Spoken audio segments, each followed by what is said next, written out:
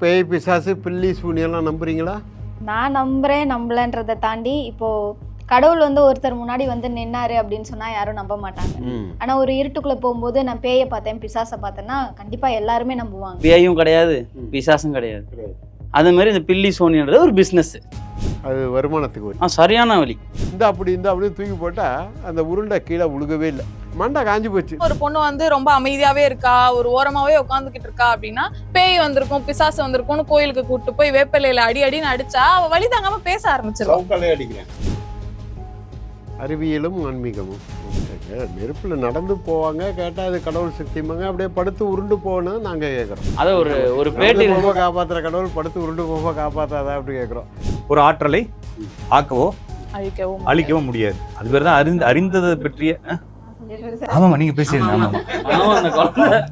இன்னைக்கு இல்ல நாளைக்கு வந்துருல. அதேதான் பெரியார்ட்ட கேட்டாங்க, கடவுள் இல்லைங்கிறீங்களே, நேரா வந்தா என்ன பண்ணுங்க? நேரா வந்தா இருக்குன்னு சொல்லுவாங்க. அவ்வளவுதான், மேட்டர் முடிஞ்சு. அவ்வளவுதான் நான் சொல்றது. அவ்வளவு அறிவியல் என்பது இதுதான். அறிவியல் என்பது என்னன்னா இன்னைக்கு இல்ல, இன்னைக்கு எனக்கு தெரியாது.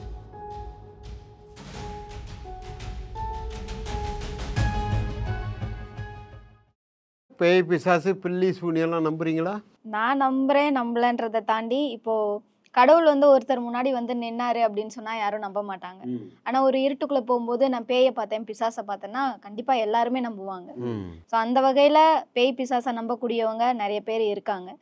பில்லி சூனியம் அப்படின்னு வரப்போ அந்த காலத்துல ராஜாக்கள் காலத்திலே இருந்திருக்கு அப்படின்னு சொல்றாங்க. கண்டிப்பா அந்த போர்க்காலத்துல எல்லாம் பில்லி சூனியம் அதெல்லாம் பண்ணியிருக்காங்க அப்படின்னு சொல்றாங்க. ஸோ இப்பயுமே அதை நம்புறவங்க இருக்காங்க, பண்ணிட்டு தான் இருக்காங்க.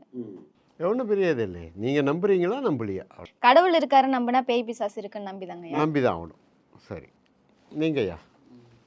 பேய் பிசாசு பில்லி சூனியம். இந்த பில்லி சூனியன்றது ஒரு வகையான ஏமாத்த வேலை. உனக்கு இப்படி நடந்துருச்சு, நீ வந்து என்கிட்ட இதை பண்ணு, சரியா போயிடும். அது ஒரு பிஸ்னஸ். இந்த பேய் பிசாசுலாம் யாரை சொல்றாங்கன்னா இறந்து போன கூட வாழ்ந்த மனிதர்களை தான் அப்படி போர்ட்ரேட் பண்றாங்க. ஸோ பேய் பிசாசுலாம் கிடையாது, அவங்க ஒரு ஸ்பிரிட். மேபி இருக்கலாம், சில பேர் இருக்குன்னு அனுபவிச்சு சொல்லியிருக்காங்க. எனக்கு இது வரைக்கும் நம்ம பார்க்கல, சொன்னதை வச்சு சொல்லலாம், அவ்வளோதான். மற்றபடி அவங்க பேயும் கிடையாது பிசாசும் கிடையாது. அது மாதிரி இந்த பில்லி சோனின்றது ஒரு பிஸ்னஸ். அது வருமானத்துக்கு வழி. சரியான வழி. இப்போ உங்களுக்கு வந்து உங்கள் ஃப்ரெண்டு வந்து சோனி வச்சிட்டாரு, என்கிட்ட வாங்க ஒரு தேங்காய் தரேன் உருட்டி ஒரு அமௌண்ட்டை கொடுத்துருங்க அப்படின்னா நீங்கள் கொடுத்துருவீங்க. அது ஆட்டோமேட்டிக்காகவே நார்மலாக உங்களுக்கு சரியாயிடும். இருந்தாலும் நீங்கள் பண்ணி தான் எனக்கு சரியாச்சு அப்படின்னு நீங்கள் ஒரு நம்பிக்கையில் வருவீங்கல்ல, அந்த மாதிரி கிளைண்ட்டை பிடிக்கிறதுக்கு ஒரு ரூட்டு. நீங்கள் சொல்கிறது என் வீட்டிலே நடந்திருக்கு. வீட்டில் ஒரு போர்ஷன் வந்து ரிப்பேர், ஒரு கொத்தனார் வந்து சரி பண்ணிட்டு இருந்தார். அப்போ என்கிட்ட வேலைஞ்ச பையங்க சொன்னாங்க, அண்ணா இவர் வந்து காட்டேரிக்கு சோறு போடுவார் அப்படின்னாங்க. நான் மேஜிக் செய்வேங்கிறது சில பேருக்கு தெரியும். அப்போ சரி இந்த மேஜிக் பார்த்ததில்ல சொல்லி அவர்கிட்ட சொன்னேன், நாளைக்கு நம்ம வீட்டில் சாப்பிட்லாம், கறி குழம்பு வைக்கிறேன் அப்படின்னு. சரின்ட்டு வந்தார். சாப்பிடும்போது பையன்கிட்ட ஜன்னல்னுங்க சிரிக்காதீங்கன்னு சொல்லி சொன்னேன். நைட்டு இங்கே படுத்துருக்கேன், என்னமோ கருப்பாக வந்து அமுத்துதுன்னு போய் சொன்னேன். நான் கேள்விப்பட்டேன்னு அவர் சொன்னார். அதான் எனக்கு வாத்தியாராச்சே, கேள்விப்பட்டேன். என்ன பண்ணேன்னா காம்பவுண்டு கட்டுங்கன்னார். அது என் வீடு வந்து 1 ஏக்கர் பெருசு, 650 அடி நீட்டு, 75 அடி அகலம். நான் சொன்னேன், இப்போ அந்தளவுக்கு வசதி இல்லை, காம்பவுண்டை தாண்டாத காட்டேரின்னு கேட்டேன். இந்த கிண்டெல்லாம் என்கிட்ட பண்ணாத அப்படின்னாரு. சரி என்ன பண்ணான்னா, டெம்பரரியாக ஏதாவது பண்ணுங்கண்ணா. அம்மாவாசை அன்னைக்கு கோழி குழம்பு வச்சு சோறை கெட்டியாக வடிங்க, நான் வந்து நைட்டு பூஜை போடுறேன்னாரு. ஏன்னா இந்த பேய் பிசாசு பில்லி எல்லாமே நைட்டில் தான் வருமே தவிர பகலில் வரவே வராது. ஏன்னா இருட்டில் தான் ஏமாற்றலாம். சரின்ட்டு சோறை வடிச்சிட்டேன். வந்து பார்த்தாரு. வந்து பார்த்துட்டு அதை உருட்டினார். 9 உருண்டை இவ்வளோ பெரிய உருண்டை உருட்டினார். என் வீட்டு கொள்ள பக்கம் ஃபுல்லாக மூங்கில், ஒரு சின்ன குறும்பை விழுந்தால் கூட சுத்தத்தை கேட்கும்.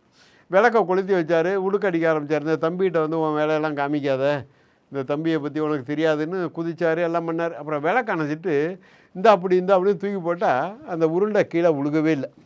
எனக்கா பின்னாடி வந்து காவேரி யாருன்னு காய்ச்சி பிடிக்க முடியாது. நைட்டு 9 மணி, மண்டை காஞ்சி போச்சு. திரும்ப 2ஆவது உருண்டையை தூக்கி போட்டார், அப்போவும் கீழே விழுல.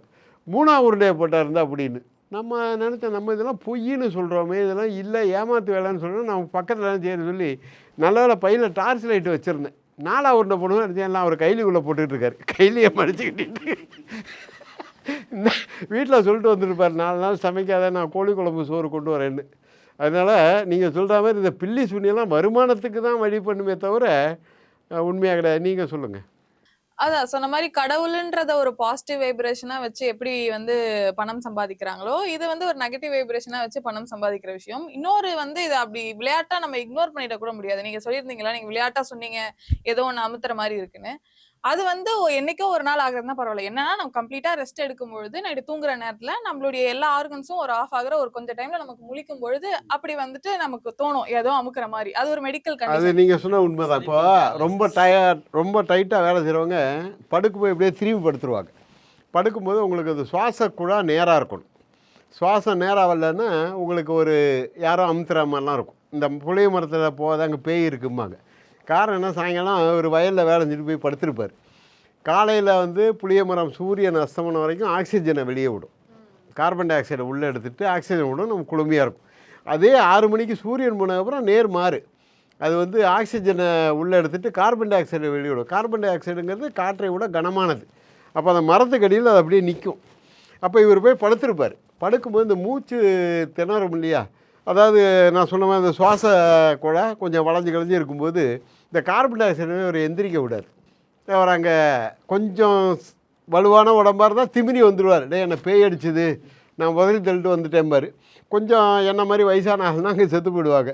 உடனே அந்த மரத்துக்கு போகாதீங்க, அங்கே பேய் இருக்குமா. அதுமாதிரி பேய் பிசாசுங்கள்லாம் இவங்க மனநிலை தான். நம்ம அதை அப்படியே ஆதரிச்சுட்டு இருந்தோம், இல்ல சின்ன விஷயம் இக்னோர் பண்ணிட்டே வந்தோம்னா ஹெல்த்தாவே நிறைய அஃபெக்ட் ஆக ஆரம்பிக்கும். ஒருவேளை ஸ்லீப் பேரலிஸே வந்து ஒரு கண்டினியூஸா ஆகுதுன்ற பட்சத்துல உடல்நல பிரச்சனை வரும். போய் நம்ம டாக்டரை பார்க்கணும் அந்த இடத்துல. அங்க வந்து இக்னோர் பண்ணிடுறாங்க. அதே மாதிரிதான் ஒரு பொண்ணு வந்து ரொம்ப அமைதியாவே இருக்கா, ஒரு ஓரமாவே உட்காந்துக்கிட்டு இருக்கா அப்படின்னா மேபி ஏதோ ஒரு அபியூஸ்னால பாதிக்கப்பட்டிருக்கலாம், அவங்க மென்டல் ஹெல்த் ஸ்பாயில் ஆயிருக்கலாம். ஆனா அது என்ன கேர் பண்ணணும், அந்த பொண்ணு கிட்ட பேசணும், ஒரு சைக்காலஜிஸ்ட்ல கூட்டு போகணும், அதெல்லாம் கவனிக்காம பேய் வந்திருக்கும் பிசாசு வந்திருக்கும்னு கோயிலுக்கு கூட்டு போய் வேப்பிலையில அடி அடின்னு அடிச்சா அவ வழி தாங்காம பேச ஆரம்பிச்சிடும். சவுக்காலே அடிக்கிறாங்க. அந்த மாதிரி பண்ணும் பொழுது அங்க மென்டல் ஹெல்த்தை நம்ம ப்ரையாரிட்டைஸ் பண்ணாம இந்த மாதிரி விஷயங்கள் பண்ணும்போது அதுவுமே இக்னோர் செய்யப்படுது. இப்போ பில்லி சூனியம் இதெல்லாம் இது பண்ணும்போது அதையுமே நம்ம சிம்பிளா இக்னோர் பண்ணக்கூடாது. ஏன்னா மேலும் மேலும் சக மனுஷன் மேல நமக்கான அந்த வெறுப்பையும் காழ்ப்புணர்ச்சியும் அதிகம் பண்றதுக்கான விஷயம் தான் அது. நல்ல அருமை. பேய் பிசாசு பில்லி சூனியம். பில்லி சூனியத்துல வந்துருவோம். எனக்கு அதுல நம்பிக்கை இல்லை. சரி, நான் கேட்டது, நான் நிறைய இடத்துல கேட்கறது, பில்லி சூனியத்துக்கு ஃபேமஸ் வந்து கேரளா. யட்சினி வசியம், கருங்குட்டி, செங்குட்டி, எல்லா வசியம், அதுக்கு சாப்பாடு போடுறது, குட்டிச்சாத்தான், எல்லாத்துக்குமே கேரளா. முதல்ல ஆங்கிலேயர்களும் முகலாயர்களும் உள்ள வந்தது அந்த பக்கம் தான். அவங்களுக்கு வைக்கல, அவன் நம்மளுக்கு தான் வச்சுக்கிட்டு இருக்கான். எல்லாரும் சேர்ந்து அவங்களுக்கு வச்சு விட்டுருந்தாங்கன்னா இந்தியா தப்பிச்சிருக்கும் இல்லையா. இப்ப நம்ம வந்து என்ன செய்யறோம்னா, ஒரு விஷயத்தை நேரடியாக பார்க்காம ஒரு பக்கமும், இன்னொரு விஷயம் இது சம்பந்தமா இருக்கக்கூடிய சமூக அவலங்கள், நம்பிக்கைகள், இது எப்படி இருந்துச்சுன்றதை நம்பி ஒன்றும் முடிவு எடுக்கிறோம். இந்த 2 விஷயத்தெல்லாம் முடிவு எடுக்கிறோம். நான் டைரக்டா நிறைய பேரை பார்த்துருக்கேன். ஏன்னா நான் இதெல்லாம் எனக்கு பொழப்பு இல்லைங்களா. டைரக்டா பல பேய்களை பார்த்துருக்கேன். ஆனா உண்மையில அது பேய் இல்லை, அவங்க ஏதோ இருக்கிறாங்க. ஆனா இந்த பேய் பிசாசு நம்பிக்கை எங்க இருந்து வந்துச்சு அப்படின்னு பாக்குறப்ப பேசிக்காவே இப்ப ஏதன்ஸ் தோட்டம் கேள்விப்பட்டிருக்கீங்களா? எதுல கேள்விப்பட்டீங்க? ஆப்பிள பறிக்க கூடாதுன்னு சொல்லி ஆப்பிள பறிக்க கூடாதுங்கிறாங்க. அது யாரு சொன்னாங்க? சாத்தான் சொன்னாங்கன்னு சொல்றாங்க. லூசிஃபர் சொல்லியிருக்காரு, சாத்தான் சொன்னாரு. அப்ப இதே சாத்தான் கதை வந்து முகமது இதுலயும் ஒரு இடத்துல வருது. அப்ப இந்து தர்மத்துல சாத்தானுக்கு வேற பேர் என்ன வச்சுக்கிறாங்க? பிசாசு இல்ல, மாயைன்னு வச்சுக்கிறாங்க. மாயான்னு வச்சுக்கிறாங்க. இப்ப நீங்க கோயிலுக்கு போயிருக்கீங்களா? சிவன் கோயிலுக்கு சுத்தி அந்த சிவன் கோயில் பிரகாரத்துக்கு வெளியே என்ன வைக்கிறாங்க? சாருக்கு தெரியும், ஏன்னா அவர் சித்தி என்ன வைக்கிறாங்க? கோயில் இருக்கு இல்லைங்களா, கோயிலுக்கு பேக் சைடு செவுத்த ஓட்டுன மாதிரி அப்படியே அந்த உள்டாவா எங்க வச்சுக்கிறாங்க. நம்ம சுத்தி வரும்போது என்ன இருக்கும்? சிலைகள் இருக்கும் இல்லையா, அந்த சிலைகள் பேர் ஏதாச்சும் தெரியுமா? சாருக்கு தெரியுங்களா? பேர் சொல்லுங்க. இந்த பக்கம் முருகன், பின்னாடி வந்து சரஸ்வதி, இந்த பக்கம் லட்சுமி. நான் கேக்குறது மாதிரி பிள்ளையார், கர்ப்ப கிரகம் இருக்கு இல்லைங்களா, லிங்கம் இருக்கு. அந்த கர்ப்ப கிரகத்தை சுத்தி இந்த செவுத்துக்கு பேக் சைடு பூதங்கள் வச்சிருக்காங்களா? அது பேர் ஏதாச்சும் வச்சிருக்கீங்களா? கிடையாது. பூதங்கள்னா அதெல்லாம் இல்ல. அப்ப கிரியாசக்தி, இச்சாசக்தி, கிரியாசக்தி. அப்ப இச்சாசக்தி, இப்ப ஐயா சொன்னாரு இதுல இருந்து நாபி வரைக்கும் அப்படின்னு சொல்றாரு. இதுல இருந்து நாபி வரைக்கும் என்ன பேரு அப்படின்னா பிரம்ம தத்துவம்னு பேரு. அப்ப பிரம்ம தத்துவம் என்னத்தை சொல்லுது? மொத்தம் 24 தத்துவங்கள் சொல்லுது பிரம்ம தத்துவம். நம்மளுடைய 5 இந்திரியங்கள், 5 தன்மாத்திரைகள், 5 பூதங்கள், இது மாதிரி நம்மளுடைய உடம்புக்குள்ள இயங்கக்கூடிய ஒரு 24 சிஸ்டம் வந்து இதுக்கு கீழே இருந்து கண்ட்ரோல் இருக்கு. அதனால இந்த இடம் பேரு பிரம்ம தத்துவம்னு சொல்றான். இதுல இருந்து இது வரைக்கும் விஷ்ணு தத்துவம் சொல்றான். இதுல இருந்து இது வரைக்கும் ஈஸ்வர தத்துவம் சொல்றான். இதான் ஆளா? ஈஸ்வரனா ஆளா, பிரம்மானா ஆளா, விஷ்ணுனா ஆளானா இல்ல, அதுக்கு அவன் பேர் வச்சுக்கிறான். அப்ப இது மாதிரி மாயை அப்படிங்கிறது இங்க இருந்து ஆரம்பிச்சு இங்க வரைக்கும் ஒண்ணு இருக்கு. இச்சா சக்தி அதுக்கு மேல ஒர்க் ஆகுதுங்கிறாங்க. அப்ப நம்மளுக்குள்ள தேவையற்ற விஷயங்கள் நிறைய இருக்கு.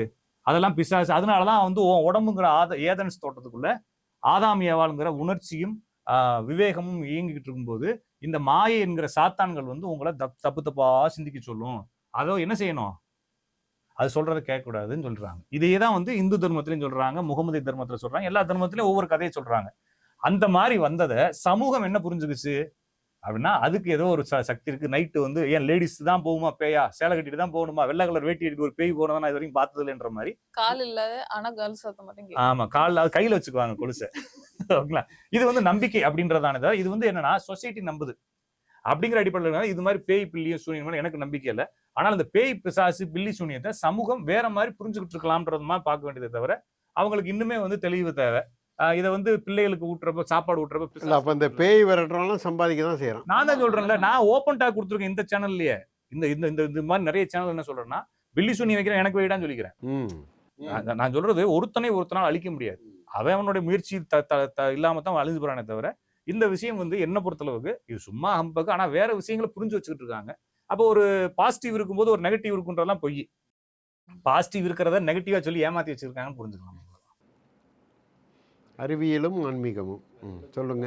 ஜோதிடம், அறிவியல், ஆன்மீகம். அறிவியல் ஆன்மீகம் ரெண்டுக்கும் சம்மந்தப்படுத்தியிருக்காங்க அப்படின்றது தான் நான் சொல்லுவேன். இப்போ வந்து சில விஷயங்கள் உண்மைகளும் இருக்கு. 9 கிரகம் இருக்குதுன்ட்டு அந்த காலத்துல எப்படி சொன்னாங்க அப்படின்ற ஒரு கேள்வி இன்ன வரைக்கும் நம்ம எல்லாருக்கிட்டையுமே இருக்கு. ஸோ அதை வந்து நான் இப்போ ஸ்ட்ரெயிட்டாகவே ஒருத்தர்கிட்ட போய் ஒரு உண்மையை சொன்னால் நம்ப மாட்டாங்க. அப்போ எதையாவது ஒன்று வச்சு சொல்லணும் அப்படின்ற ஒரு விஷயத்துக்காண்டி இந்த ஆன்மீகத்தை ஒரு டூலாக யூஸ் பண்ணியிருக்கேன். இப்போ 9 கிரகம் இருக்கு அப்படி இந்த வானத்தில் இருக்குடா அப்படின்னு சொன்னால் நம்ப போகிறது இல்லை. பைத்தியக்காரன் வானத்தில் எப்படி இருந்துச்சு நான் பார்த்தேன் தெரியல, எனக்கு நட்சத்திரம் தான் தெரியுது அப்படின்னு தான் சொல்ல போகிறோம். ஆனால் அதுவே 9 கிரகம் இருக்குடா, ஒவ்வொரு கிரகத்துக்கும் ஒவ்வொரு குணம் இருக்குடா, அதெல்லாம் நம்மளோட கடவுள்கள்டா, இவங்கெல்லாம் இப்படி வழிபடணும்டா அப்படின்னு சொன்னால் ஓகே, இவன் சொல்கிறது ஏதோ புதுசாக இருக்குது அப்படின்ட்டு அதையும் ட்ரை பண்ணி பார்ப்பாங்க. எக்ஸ்பெரிமெண்ட் அப்படியாவது எக்ஸ்பெரிமெண்ட் பண்ணி பார்ப்பாங்க அப்படின்ற நம்பிக்கையில் அந்த மாதிரி அறிவியலும் ஆன்மீகமும் ஒன்று சேர இருந்திருக்கலாம்.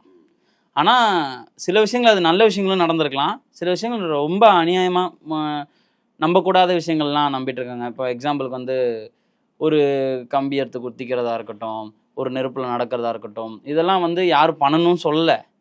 இதை பண்ணி நமக்கு என்ன பிரயோஜனமும் தெரில, நிறைய பேர் பண்ணுறாங்க. ஸோ அறிவியலாக பார்க்கணும், ஆன்மீகமாக பார்க்கணும். அதான் ஆன்மீகன்ற பேரில் ஏமாத்துதலும் பண்ணக்கூடாது அப்படின்ற மாதிரி தான் நான் பார்க்குறேன். நெருப்பில் நடந்து போவாங்க, கேட்டால் அது கடவுள் சக்திமாங்க, அப்படியே படுத்து உருண்டு போகணும் நாங்கள் கேட்குறோம். அதை ஒரு பேட்டி ரொம்ப காப்பாற்றுற கடவுள் படுத்து உருண்டு போக காப்பாற்றாதா அப்படி கேட்குறோம். நீங்கள் உங்கள் கருத்தை சொன்னீங்க. ஜோதிடம் நீங்கள் சொல்லவே இல்லையே. ஜோதிடம் அப்படின்றது வந்து என்னை பொறுத்த வரைக்கும் அது பார்க்காம இருந்துட்டோம்னா நல்லது. இப்போ இந்த திருமணத்துக்கு பொருத்தம் பாருங்க, இப்போல்லாம் டிசைனாக வந்துருச்சு. செவ்வாய் தோசம், திங்கள் தோசம், ஒவ்வொரு கிழமையில ஒரு தோசத்தை வச்சு ஒரு தோசை மாதிரி வந்துருச்சு. ரவா தோசை, இட்லி தோசைன்ற மாதிரி ஒவ்வொரு மெத்தடு வந்துருச்சு.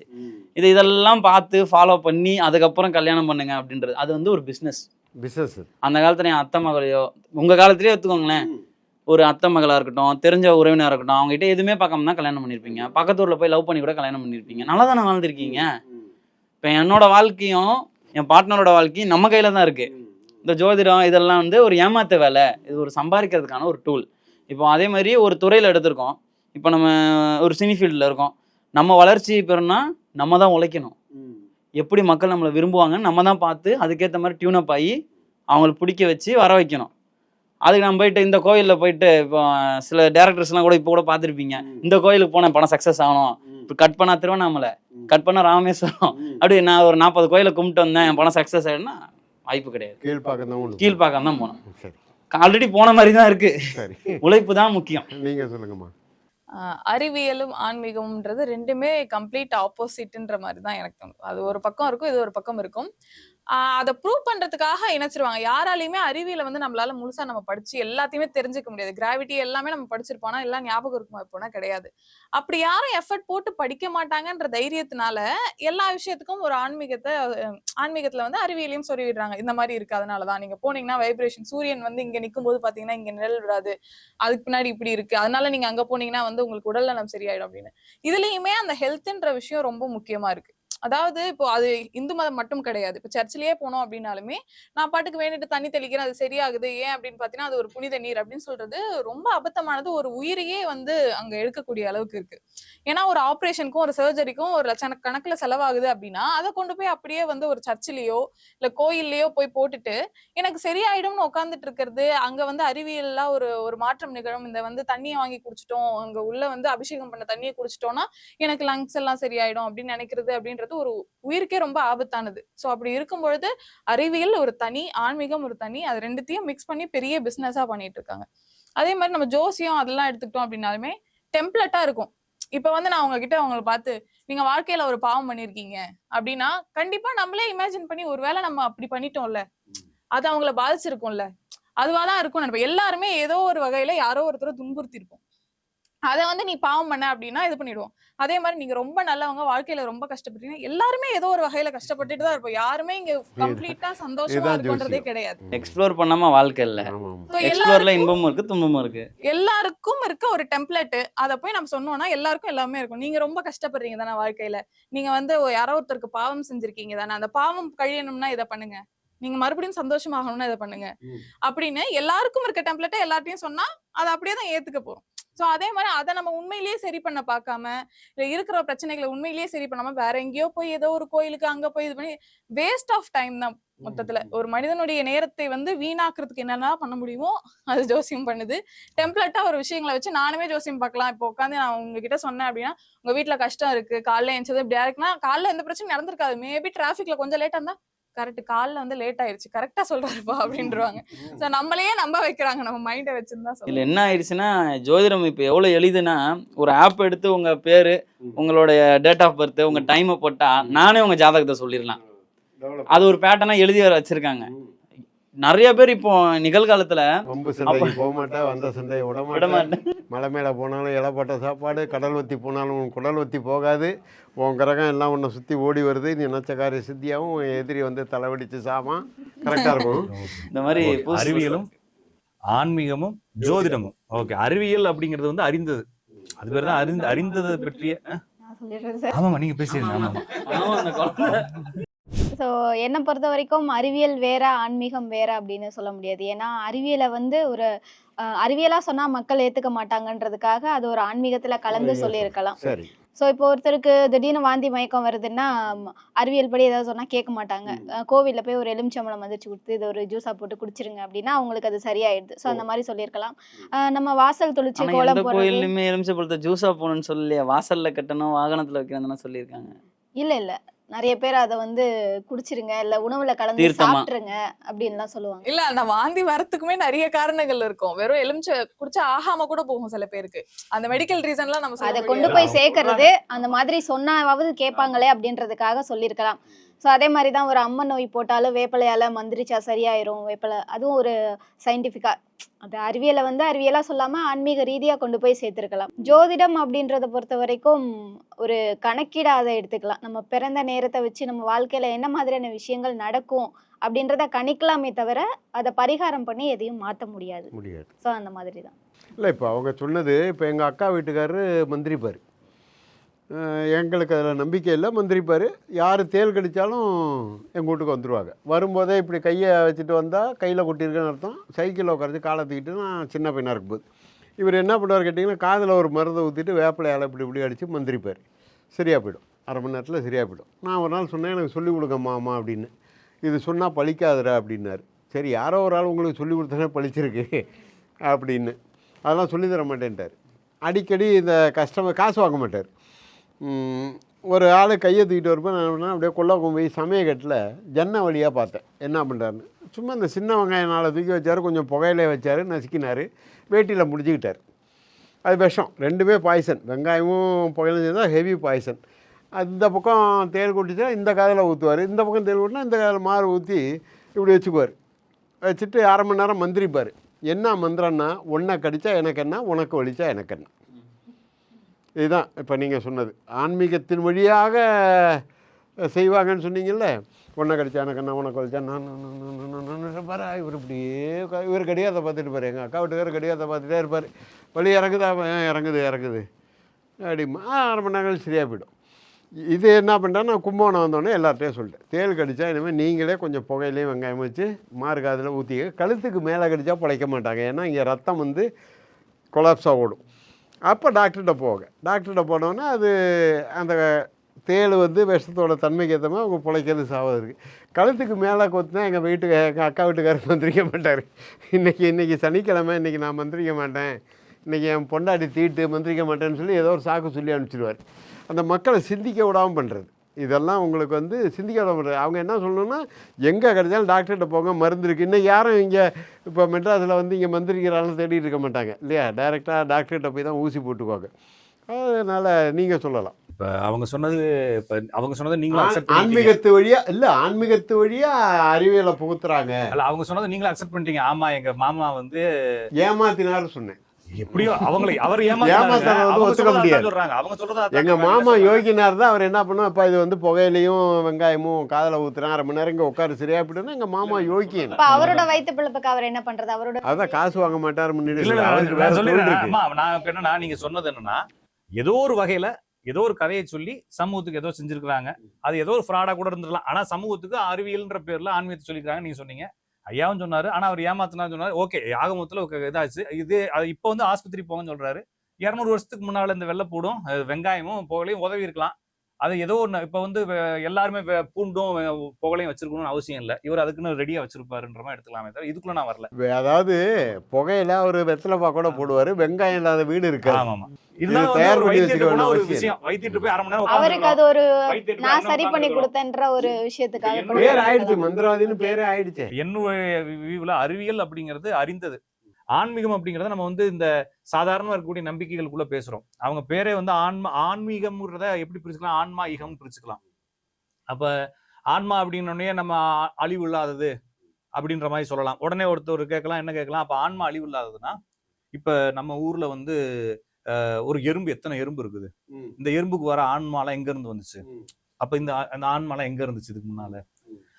நம்ம வந்து கூட்டம் கூட்டமா வந்து பறவைகளை மேல பாக்குறோமே, கடல்ல இருந்து ஒரு கப்பல் நிறைய கொண்டு வந்து மீனை கொட்டுறானே, அப்ப இதுக்கு முன்னால அந்த பிராய்லர் கோழி எங்க இருந்து வந்துச்சுன்னு கேட்கலாம். ஐயா கேட்கறது பிராய்லர் கோழி எங்க இருந்துச்சு, இவ்வளவு பிராய்லர் கோழி எங்கேயா இருந்துச்சு, அப்ப ஆன்மாலாம் எங்கேயா இருந்துச்சுன்னு கேட்கறாரு. அப்ப நான் என்ன கேட்கறேன்னா, இப்ப பேட்டரியில கூடிய ஆற்றல்லாம் 200 வருஷத்துக்கு முன்னால எங்க இருந்துச்சு, இங்கேதான் இருந்துச்சு, நம்ம இன்னும் கண்டுபிடிக்காம இருந்தோம். அப்ப பிராய்லர் கோழியோட ஆன்மாவும் கண்டுபிடிக்க முடியாத இடத்துல இருந்துக்கும் சொல்ல வேண்டியதானே. அப்ப கண்டுபிடிக்க முடியாத இருந்ததுனாலதான் ஆற்றல் மறுபடியும் இதுவாகி வந்திருக்கு. இப்ப சார் இருக்காரு, ஒரு ஃப்ரெண்டை கூப்பிட்டு வராரு என்கிட்ட, ஜாதகம் பார்க்க அப்படி கூட்டு வர மாட்டாரு, சும்மா சொல்றேன் ஓகேங்களா. அப்ப வராரு, அவர்கிட்ட நான் சொல்றேன், சார் உங்களுக்கு 2 கல்யாண யோகம் இருக்குன்னு சொல்றேன், சரிங்களா. அப்ப சார் என்ன கேட்பாரு, என்ன கேட்கலாம், 3 இருக்க கூடாது, 3 இருக்க கூடாதுன்னு கேட்பீங்க. அப்ப 2 தான் சார் எழுதிருக்குன்னு நான் சொல்லுவேன். வந்திருக்கவர் என்ன கேட்பாரு, கூட வந்திருக்கவர் அவர் பாதி நம்பிக்கையில இருப்பாருல்ல, நீங்க உங்களுக்கு அவருக்கு தான் நான் சொல்றேன், உங்களுக்கு 3 கிடைக்காது கண்டிப்பா, நீங்க நினைச்சா கூட கிடைக்காது. நான் சொல்றது பக்கத்துல அவருக்கு தான் பாக்குறோம். அவர் என்ன கேட்பாருன்னா, நம்ம என்னதான் இருந்தாலும் நம்மளுக்கு அடுத்து இந்த விஷயத்தை சரி பண்ணுவதற்கு ஏதாச்சும் வழி இருக்கான்னு கேட்பாரு. அங்கதான் பரிகாரத்தை கொண்டு வந்து இந்த வியாபாரிகள் கொடுக்குறாங்க. ஆன்மீகம் தனி, நீங்க சொல்லக்கூடிய அந்த சடங்குகள் வழிபாடுகளுக்குள்ள ரிச்சுவலுக்குள்ள வராது. ஸ்பிரிச்சுவல் அப்படின்னு அதுக்கு பேரே வச்சிட்டான் இல்லையா, என்லைட்மெண்ட்னு. ரிச்சுவல்னு ஒரு பேர் வச்சிருக்கான்ல, ரிச்சுவல்னா என்னது, சடங்கு முறை. அந்த அதுக்குள்ள ஆன்மீகம் வராது. அடுத்த அறிவியல் அப்படிங்கிறது எல்லாத்தையுமே நாளைக்கு கண்டுபிடிக்கலாம். இப்ப சார் ஒண்ணு இல்லைன்னு சொல்றாரு, நாளைக்கு வந்து என்ன செய்வாருங்க, ஏத்துக்குவாரு, அவ்வளவுதான். இன்னைக்கு இல்ல நாளைக்கு வந்து அதேதான் பெரியார்ட்ட கேட்டாங்க, கடவுள் இல்லைங்கிறீங்களே, நேரா வந்தா என்ன பண்ணுங்க, நேரா வந்தா இருக்குன்னு சொல்லுவாங்க. அவ்வளவுதான், மேட்டர் முடிஞ்சு.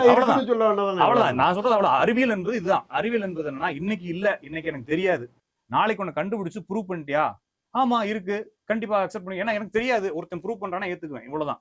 அறிவியல் என்பது அதுதான். ஆன்மீகம் என்பது பியூரா அது வந்து வேற சிஸ்டம், அது நம்மளுக்கு புரியாது. ஒருவேளை புரியறதாக இருந்தா விவாதிக்கிறதா நம்ம என்ன செய்யணும், புரிஞ்சுட்டு வரணும். நம்ம 2 பேரும் சேர்ந்து கிளம்பணும், 2 பேரும் சேர்ந்து சாமியார் வேலைக்கு கிளம்ப வேண்டியதான்.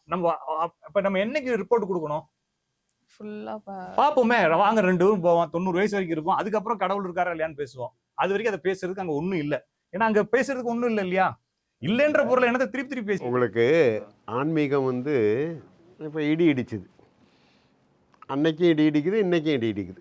நான் சின்ன பிள்ளையில இடி இடிக்கும்போது அர்ஜுனாம்பாங்க, ஏன்னா மேலே பஞ்ச பாண்டவர்கள் சண்டை போட்டுக்கிறாங்களாம், அமைதியாக போடுன்ட்டு எல்லாம் கத்தும், எல்லா வீட்லேயும் கத்தும் அர்ஜுனான்னு. இன்றைக்கி யாரும் கத்துறதில்ல. இன்றைக்கி இது உங்களுக்கெல்லாம் ஆச்சரியமாக இருக்கும் இல்லையா. காரணம் இன்றைக்கி அறிவியல் சொல்லிடுச்சு நமக்கு, இது மேகம் மோது, இது பஞ்ச பாண்டவர்கள் சண்டை போடலன்னு. அதனால் அறிவியல்ங்கிறது உண்மை, ஆன்மீகங்கிறது அறிவுக்கு அப்பாற்பட்டது, நம்மளை சிந்திக்கவே விடாது. இப்போ ஜோசி அவர் சொன்னார், இப்போ என்னுடைய கை இருக்குது, இதில் ரேகை இருக்குது, 10 ஜோசியர்கிட்ட காமிக்கிறேன், 10 பேர் ஒரே மாதிரி சொன்னால் உண்மையை நானே ஒத்துக்கிறேன். ஜாதகம் இருக்குது, இங்கே ஒரு முரளின்னு ஒரு ஜோசியர் இருந்தார், என் கிளாஸ்மேட்டெல்லாம் கூப்பிட்டாங்க, டேய் நீ எதுவுமே இல்லைங்கிற, ஜாதகம் எடுத்துகிட்டு வா, கரெக்டாக சொல்லுவார். ஒரு ஜாதகம் கொண்டாந்து கொடுத்தேன். அவர் யாருங்க, பையன் காணா போயிட்டான் கடைப்பானா அப்படின்னா அவர் கட்டம் போட்டார். அதே மாதிரி நடுவில் பூமியை போட்டார், 4ஆம் வீட்டில் சூரியனை போட்டார், 7ஆம் வீட்டில் சந்திரனை போட்டார். அந்த கதை அப்புறமா சொல்கிறேன், அந்த கதை எப்படி அதை போச்சுன்னு பண்ணார். பையன் வந்து ஒரு 24 வயசு இருக்கும்னாரு. இருக்குங்க அப்படின்னு. 4 வருஷம் கழித்து வருவான், கல்யாணம் பண்ணி பிள்ளையோட வருவான், நீங்கள் ஏற்றுக்கிட்டிங்கன்னா ஃபாரின் போய் சம்பாதிப்பான் அப்படின்னார். 3000 ரூபா பணம் கேட்டார். முன்னாடி 3000 ரூபா வச்சுட்டேன். அது மேலே 2 வெத்தலையும் 2 வாழைப்பழமும் வச்சுட்டேன். அது என்னென்னா பேசி முடிக்க எடுக்கக்கூடாதுக்கு ஒரு இது, அது எங்களுக்கு தெரியும். மேலே வெத்தலை பாக்கும் வாழைப்பழம் வச்சுட்டிங்கன்னா பணத்தை தொடாதேன்னு அர்த்தம், பேசி முடிகிறதுக்கு. சரின்ட்டார். கூட படித்தவன் 10 பேர் பின்னாடி உட்காந்துருக்கான், எங்கள் ஊருக்காரன். நான் அந்த பணத்தை எடுத்து பையில் வச்சு கிளம்பினேன். ஏன்னாரு, எனக்கு கல்யாணமே அவ்வளோ பிள்ளை இல்லையேன்னு. அவனுங்களுக்கு தெரியும். இவர் பெரிய ஜோசியர்னார். இது எப்போது இங்கே மெட்ராஸில் நடந்தது. நான் கொண்டு வந்த ஜாதகம் எங்கள் அக்கா பையன் 2 வயசில் செத்து போனால் அவன் ஜாதகத்தை 22 வருஷம் கழித்து கொண்டு வந்தேன். அது மாதிரி நான் நீங்கள் எந்த ஜோசியம் உண்மைன்னு சொல்லுங்கள், நான் வந்து அதை பொய்ன்னு நிரூபிக்க நான் தயார். காரணம் என்னன்னு கேட்டிங்கன்னா, இப்போ அதில் நான் பெரிய மெடல் வாங்கினா நான் நினைக்கிற ஆள் கிடையாது. உண்மையாக இருக்கான்னு தெரிஞ்சுக்கிறதுக்காக கேட்குறேன். ஜாதகம் வேணுமா, என்னுடைய கைரேகை வேணுமா, அதை அன்றைக்கி இந்த டிவியில் சாமியார்களோட வாதம் பண்ணு, ஒருத்தன் ஓட விரட்டிடுவேன் அப்படின்னா 1 லட்ச ரூபா தரேன். என்னுடைய கைக்குட்டை வேணாலும் தரேன், என் தலைமுடி எடுத்துக்க, கால் மண் எடுத்துக்க, என்னை இந்த நாற்காலிலேருந்து எந்திரிச்சு நிற்கவை, 1 லட்ச ரூபா தரேன் அப்படின்னு. இந்த இதில் இன்னும் ஜீ தமிழில் தான் ஒரு 29 சாமியார்களோட வாதான்னு. காரணம் இதெல்லாம் அறிவுக்கு அப்பாற்பட்டது. இப்போ என் கைரேகையை நான் மாற்ற முடியாது. ஏன் இதை 4 பேர் அவன் சரியாக படிக்கலை அப்படின்னா, யார் சரியாக படித்தா? இப்போ நான் சம்ஸ்கிருதம் சொல்கிறேன், உங்களுக்கு சம்ஸ்கிருதம் தெரிஞ்சால் நான் சொல்ல மாட்டேன், உங்களுக்கு தெரியலன்னா நான் சொல்லிகிட்டு இருப்பேன். ஏன்னா உங்களுக்கு தெரியாது தானே. இப்போ நான் சொல்கிறேன், கஜானனம் பூதகணாதி சேவிதம் கபித்த ஜம்பு பலசார பட்சிதம் உமாசுதம் சோக விநாசகாரணம் நமாமி விக்னேஸ்வர பாத பங்கஜம், இது எல்லாருக்கும் தெரியும். அர்த்தம் யாருக்கு தெரியும்? இதனுடைய பொருள் யாருக்கு தெரியும்? ஒரு புண்ணாக்கும் கிடையாது. கஜம்னா யானை, கஜானனம்னா யானை மூஞ்சிக்காரனே, பூதகணாதி சேவிதம் பூதகணங்களால் சேவிக்கப்படுபவனே, கபித்த ஜம்பு பலசார பட்சிதம், கபித்தன்னு சொன்னால் நவாப்பழம், கபித்தன்னு சொன்னால் விளாம்பழம், ஜம்புன்னு சொன்னால் நவாப்பழம், நவாப்பழத்தையும் விளாம்பழத்தையும் திங்கிறவனே, உமாசுதன், உமானா பார்வதி, சுதன்னா குழந்தை, பார்வதியோட மவனே, சோக விநாச காரணம், சோகத்தெல்லாம் போக்குறான். நான் நாளையிலேருந்து ஆரம்பிக்க போகிறேன், இன்னிலேருந்து ஆரம்பிக்க போகிறேன், அவனால தான் சோகமே வரப்போகுது மெட்ராஸில். சோக விநாச காரணம் நமாமி விக்னேஸ்வர பாத பங்கஜம், இத்தகைய பெருமையுடைய கணபதியை உன்னை வணங்குகிற, இதைத்தான் அவன் சொல்றான். பாதத்தில் பங்கஜத்தை வைத்து வணங்குகிறேன், நாளிகாரம் சமர்ப்பயாமி அப்படிமா. தேங்காய் எடுத்து வச்சிருப்பான், நீங்க வாங்கி கொடுத்த தேங்காய் இங்க இருக்கும், அதை எடுத்து இங்க சொம்புல நாளிகாரம் சமர்ப்பயாமி. அடேங்கப்பா, இவ்வளோ கிளீனாக சொல்கிறாலும் இது வரைக்கும் நான் பார்த்ததே இல்லை அப்படிமா. கதலி சமர்ப்பயாமிமா, கதலின்னா வாழைப்பழம், நீங்கள் வாங்கி கொடுத்தது இங்கே இருக்கிறத எடுத்து இங்கே வைப்பா, எதனா மந்திரமா இது? கோதானம் சமர்ப்பயாமி, பூமியை தானமாக கொடு. சொர்ண புஷ்பம் சமர்ப்பயாமி, துட்ட போடு. சொர்ண புஷ்பம்னா தங்க புஷ்பம், கோதானம்னா மாடுகள். நீங்க சொல்ற கோதானம் பூதானம்.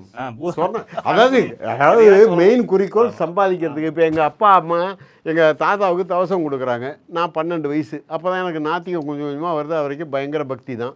எங்கள் தாத்தாவுக்கு 16 முழம் வேட்டியும் அங்கே வஸ்திரம் வாங்கி ஒரு ப்ரௌன் கவரில் வச்சு தாம்பாளத்தை வச்சுட்டாங்க. மெதுவாக கவரை எடுத்துகிட்டு போய் எங்கள் தாத்தாவோட கையிலையும் சட்டி அதுக்குள்ளே வச்சு விட்டேன். வச்சு தாம்பாளத்தை வச்சுட்டு ஓரமாக வந்து உட்காந்துட்டேன். இவன் எடுத்துகிட்டு போயிட்டான். வீட்டில் போய் பார்த்தா கையிலையும் சட்டி இருக்குது. எங்கள் அம்மா பேர் லட்சுமி.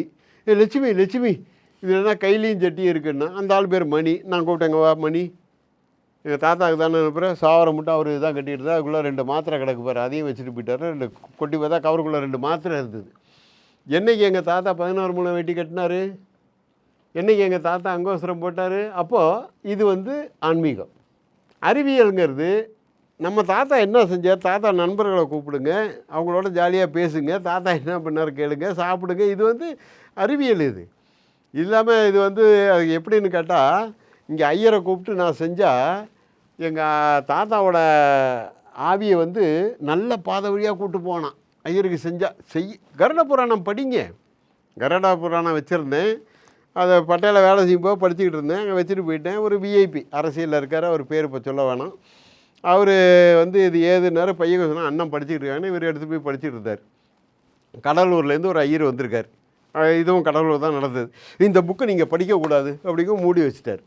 கருட புராணம் நீங்கள் படிக்கக்கூடாது, எங்கே வேணாலும் கேளுங்க, ஆனால் இப்போ கிடைக்கும், எல்லா புஸ்தக கடையிலையும் கிடைக்கும்.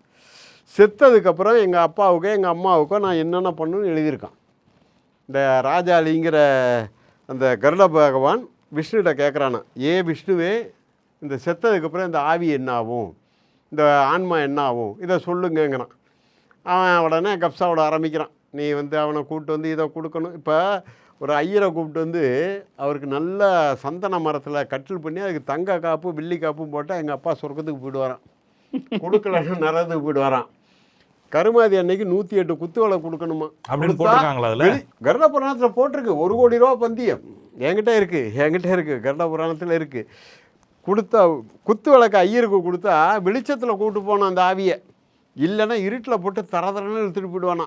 டார்ச் லைட்டும் கொடுத்து அனுப்பலாம். ஆமாம், அதெல்லாம் ஒத்துக்க மாட்டாங்க.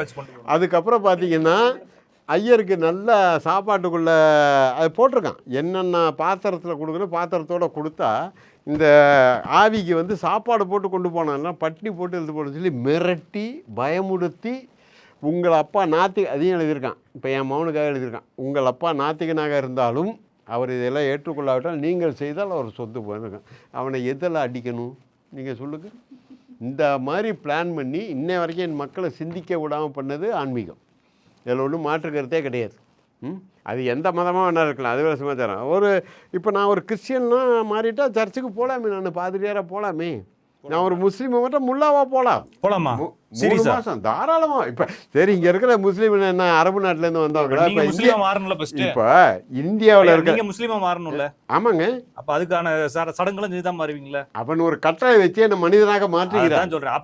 அவன் வீட்டில் எனக்கு சாப்பாடு போடுறான், என் வீட்டில் அவன் சாப்பிட்றான். இவன் நீயும் இருந்து நானும் இருந்துங்கிறான், என்ன தொடாத எட்டி நில்லுங்கிறான், கை கொடுக்காத கும்பிடுங்கிறான். யாரு மனிதன் வந்து நீங்க மீடியா முன்னால சில விஷயங்களை சரியாவே பேசலாம். அதுக்கு முன்னால நீங்க வந்து முகமதியரா மாறணும்ல, அது ஒண்ணு. இன்னொரு விஷயம், இன்னுமே வந்து கிறிஸ்தவர்கள்ல ஏன் கல்லற ஓன் கல்லறன்னு சொல்லி இன்னும் அடிச்சுட்டு தான் இருக்கிறாங்க இல்லைங்களா? அந்த சர்ச்சுக்குள்ள இவங்கனால அந்த அந்த அந்த சாட்சியத்துக்குள்ளே இவங்களால போக முடியாது. இன்னும் தெருவுக்குள்ள வண்டி எடுத்து வந்ததுக்கு இப்ப ஒரு ஊர்ல அந்த பிரிவை சார்ந்தவர்கள் இந்த பிரிவுக்குள்ள தயார் எடுத்துட்டு வந்துட்டாங்க. இந்தியாவில் நம்ம ஊர்ல, இந்தியாவில் இல்லைங்க, நம்ம ஊர்லங்க இந்த சவுத் சைடுங்க பெரிய போராட்டம் நடந்து. உண்மையான கிறிஸ்தவர் அங்க கிடையாது. இதுல எனக்கு உண்மையான கிறிஸ்தவன் வேற பேரு. இது வந்து இங்கேருந்து மாறி போனவன். அப்ப நீங்களும் மாறினாலும் அப்படிதான் பொய்யான ஆளா தான் இருக்கீங்களா? 3 மாசத்துல ஊறி போச்சு. இந்த இங்க இருக்கிற மற்ற மதங்கள்லாம் இந்து மதத்தால் கற்பழிக்கப்பட்டது.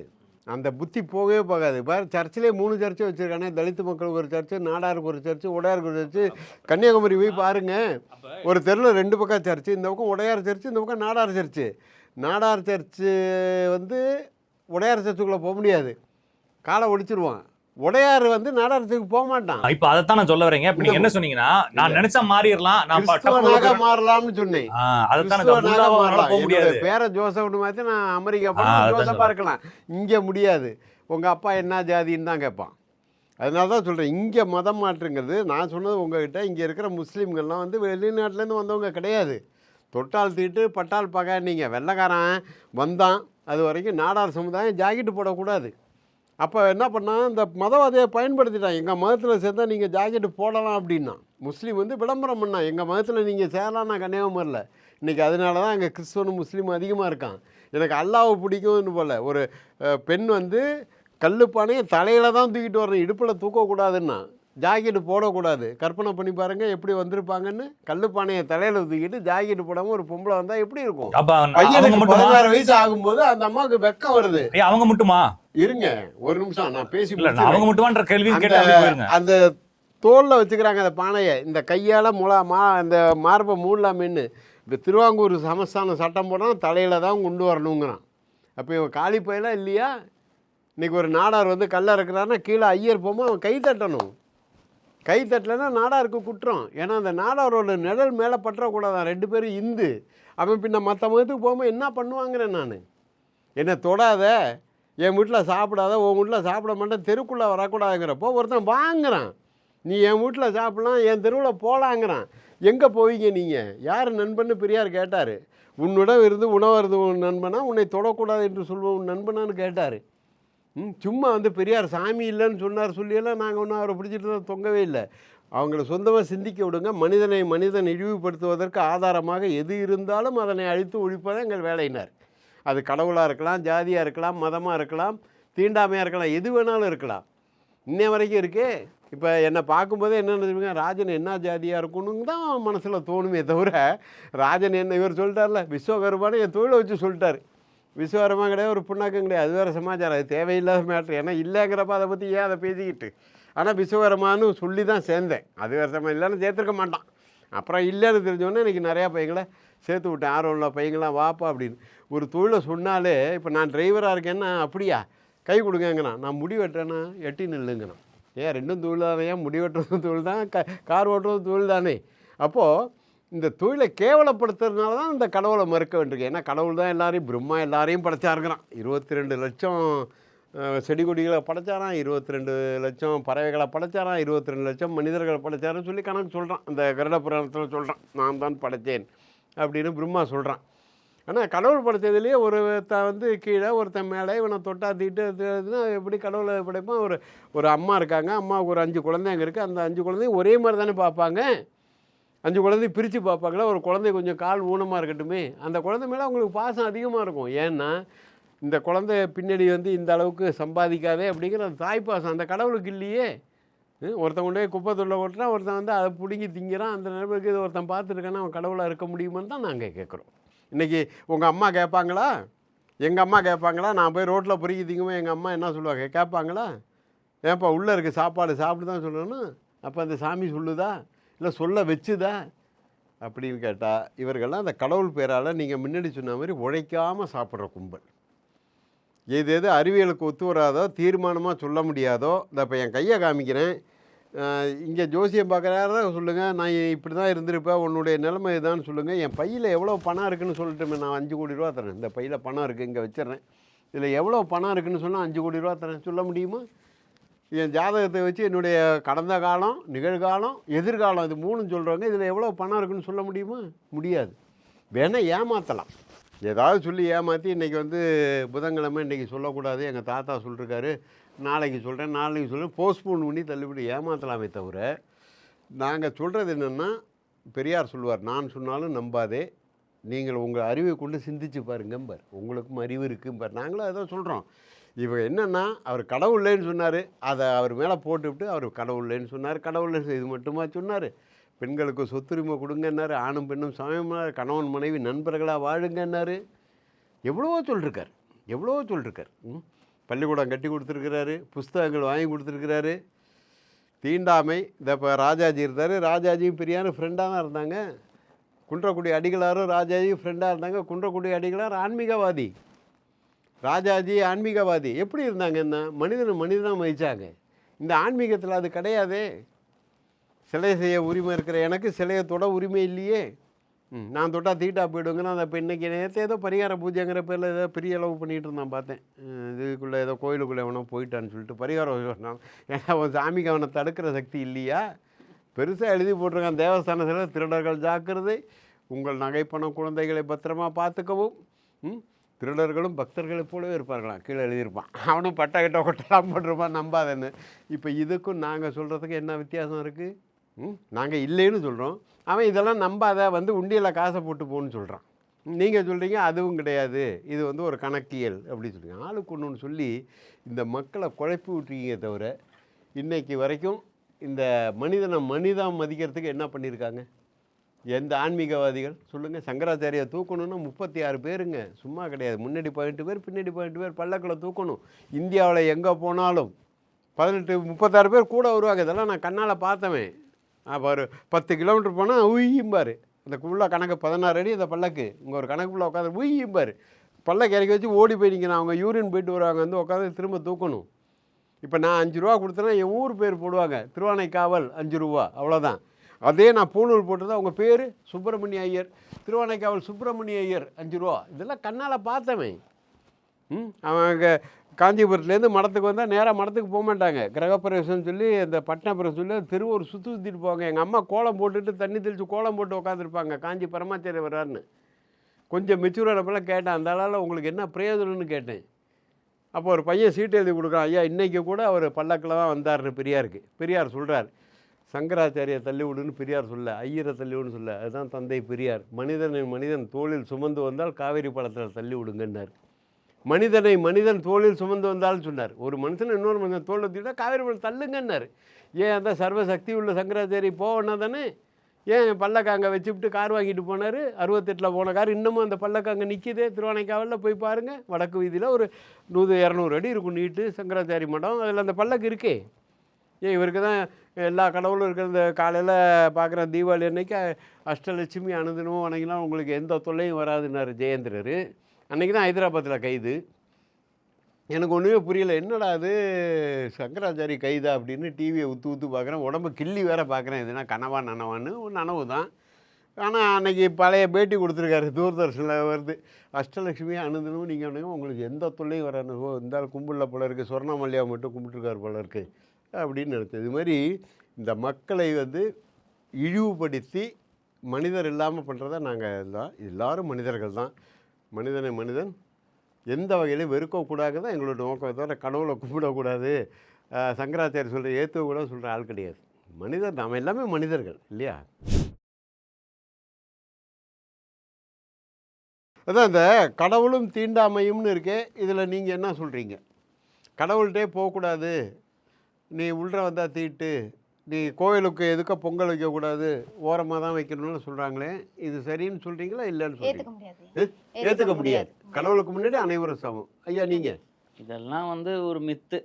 அதாவது நமக்கு நம்மளே ஏற்படுத்திக்கிட்ட ஒரு விஷயம். கடவுளும் இன்னும் யாரும் பார்க்கவும் இல்லை, பார்த்து அவரும் நம்மக்கிட்ட இப்படிலாம் பண்ணுங்கன்னு சொல்லலை. இருந்தால் அவர் சொல்ல மாட்டார். இருந்தால் சொல்ல மாட்டார், கண்டிப்பாக சொல்ல மாட்டார். ஏன்னா நல்லது நடக்கணும் தானே கடவுள் நினைப்பார். கடவுளாக இருந்தால் சொல்ல மாட்டார். நீங்கள் நம்ம சொன்ன மாதிரி அதான், இதுல நம்ம பார்த்த எல்லாமே கூட ஒருத்தரை இன்னொருத்தர் அடிமையா வச்சுக்கிறதுக்காக பயன்படுத்தின ஒரு டூல் தான். அப்படி இருக்கும்போது கடவுள் கண்டிப்பா கடவுள் நீங்க ஒருத்தரை நம்புறீங்க அப்படின்னா, சக மனுஷனை உங்களை போலவே உடல் படைத்த மனம் இருக்கக்கூடிய சக மனுஷனை துன்புறுத்தணும், அவனுக்கு இதை கொடுக்காதனோ அவர் கண்டிப்பா சொல்லியிருக்க மாட்டாரு. அதனால இந்த சாதி மத இன பாலின பாலிர்ப்பு சார்ந்த எந்த ஒரு பாகுபாடுகளை வச்சும் சக மனுஷனை நம்ம ஒடுக்க கூடாது, அவனை துன்புறுத்தக்கூடாது. கடவுளா இருந்தா அதையும் அவர் உண்மையாலே கடவுளா இருந்தா அதை மறுத்திருப்பாரு ஒழிய அவர் ஒடுக்குங்கன்னு சொல்ல மாட்டாரு. புராணத்துல சொல்ற நல்ல கடவுளா இருந்தா. கடவுளும் தீண்டாமையும் பேர் நல்ல பேர் தான். ஆனா இந்த ரெண்டையும் ஏன் ஒட்ட வச்சாங்கன்னு தெரியல. ஒருவேளை கடவுளை வைத்துக் கொண்டு தீண்டாமையை பரப்பி இருக்கலாம் அப்படின்ற மாதிரி பார்க்கணும். தவிர வள்ளலாரும் சரி, அதுக்கு முன்னால் இருந்தவங்களுடைய இதுலயும் சரி, கடவுளின் பெயரால் இந்த ஏற்படக்கூடிய மத துவேஷங்களை வெறுத்து ஒதுக்கணும்னு சொல்றாரு. மத ஜாதிய துவேஷங்கள் எல்லாத்தையும் குப்பையில தான் தூக்கி போடணும்.